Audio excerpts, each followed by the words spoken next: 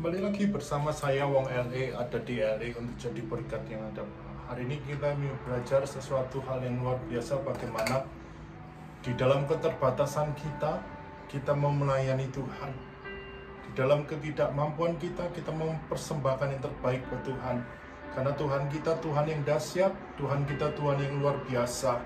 Di dalam Roma 15 ayat 15 sampai 16 mengatakan demikian, bahwa aku boleh menjadi pelayan Kristus Yesus bagi bangsa-bangsa bukan Yahudi dalam pelayanan pemberitaan Injil Allah, supaya bangsa-bangsa bukan Yahudi dapat diterima oleh Allah sebagai persembahan yang berkenan kepadanya, yang disucikan oleh Roh Kudus.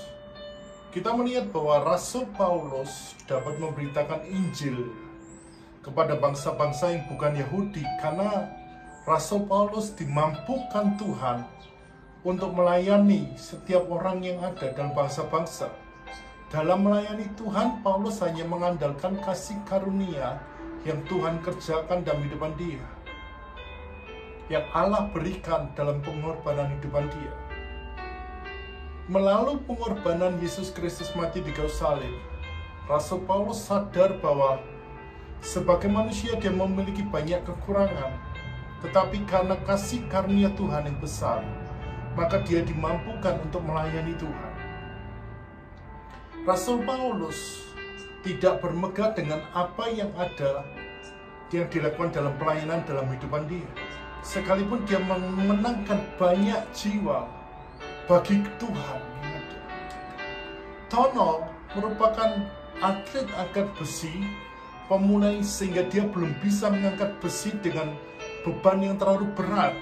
Seringkali dia ingin melatih mengangkat beban terlalu berat itu, maka Tono meminta sang pelatih untuk membantu dan menjaganya, supaya beban tersebut bisa terangkat dan tidak malah jatuh dan menimpa Tono. Tono dapat mengangkat beban tersebut dengan bukan karena Tono mampu untuk mengangkatnya, tapi karena apa? Karena dia mendapat bantuan dari dan perlindungan dari sang pelatih untuk bisa mengangkatnya. Dalam kehidupan kita sehari-hari akan Tuhan, seringkali itu kita menganggap bahwa kita dapat melakukan banyak hal karena kekuatan kita sendiri, termasuk saat kita melakukan pelayanan, di mana seakan-akan pelayanan ini adalah dapat melakukan karena kemampuan kita sendiri. Saya mau kasih tahu, kita bisa melayani karena kemampuan Tuhan dalam kehidupan kita.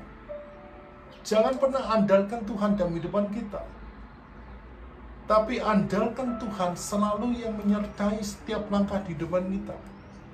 Jangan mampukan kita mengandalkan dengan kekuatan kita sendiri, tapi andalkan Tuhan dalam kehidupan kita.